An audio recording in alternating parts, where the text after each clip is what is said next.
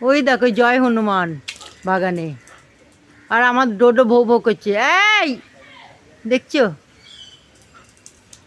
কচি কচি আম পাতাগুলো খাচ্ছে। এই হনুমান কলা খাবি? জয় জগন্নাথ দেখতে যাবি? ওই দেখো, ওই চলে গেল, ওই তো পাতাগুলো খাচ্ছে। দেখো কতখানি পাতা ফেলেছে, বুঝছো? কত পাতা ফেলেছে, উপরে আছে।